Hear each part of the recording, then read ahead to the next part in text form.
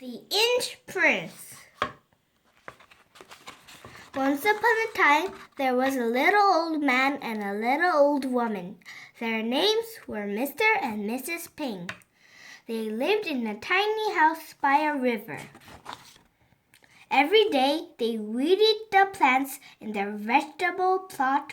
The beans looked beautiful. Fed the animals in their field. The hens looked happy.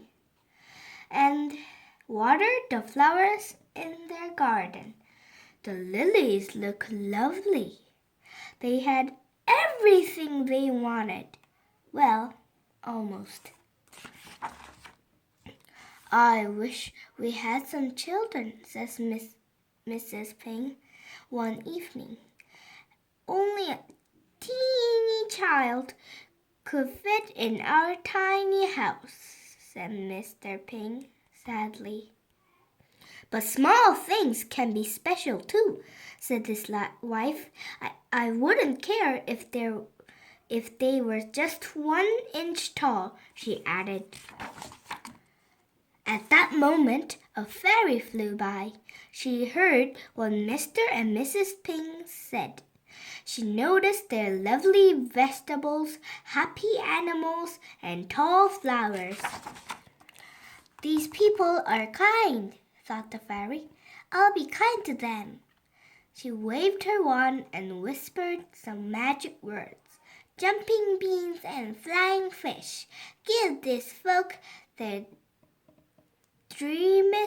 dearest wish. Soon afterwards, Mr. and Mrs. Ping had a teeny weeny boy. In fact, he was just 1 inch tall. Uh-oh. Let's call him Usborne, said Mrs. Ping. It means 1 inch boy. Or icy for short, said her husband. Very short. Each year, the Ping's vegetables grew better, and their animals grew bigger, and their flowers grew taller. But Icy stayed small. Maybe if I stand on one tiptoe. Icy was tiny.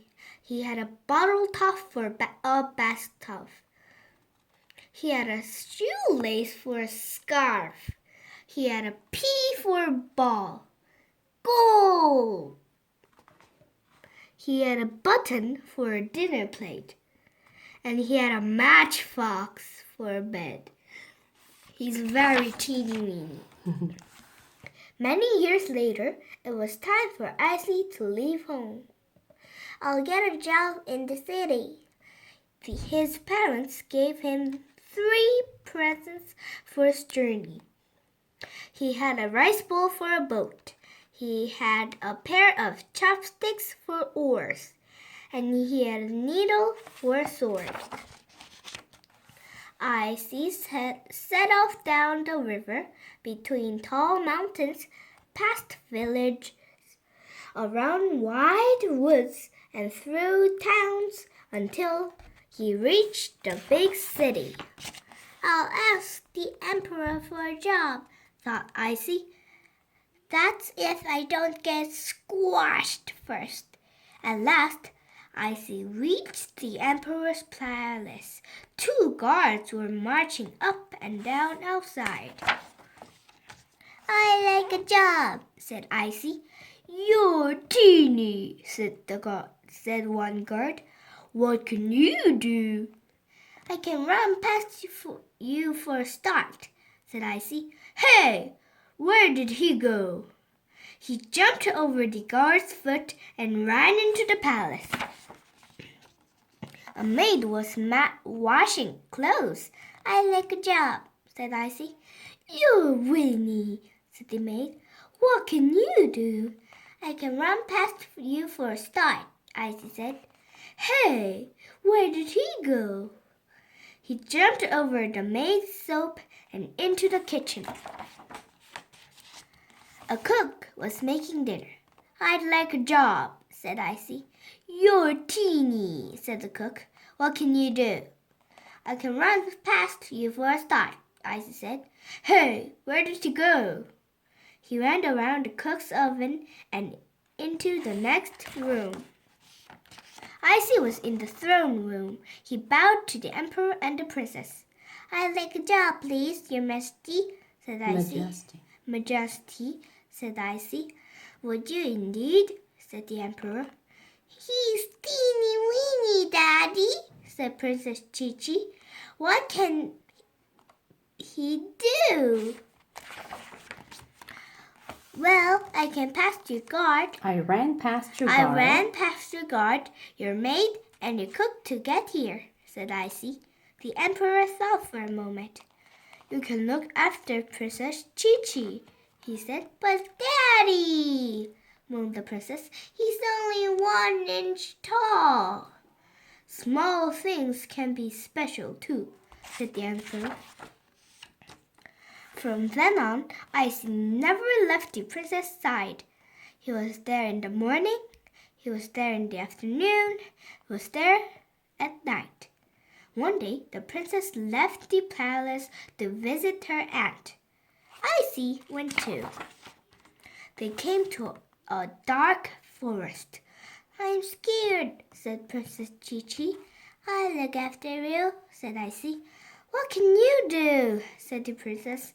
Just then, there was a terrifying roar. Help! A giant ogre crashed through the trees. He reached out to grab the princess. Put her down, said Icy, or I... You, said the ogre. What can you do? What could you do? What could you do? The ogre scooped up Icy and popped him in his mouth. Uh-oh. I love bite-sized snacks. Icy thought quickly. He took his needle sword and pricked the ogre's tongue. Ow! Take that!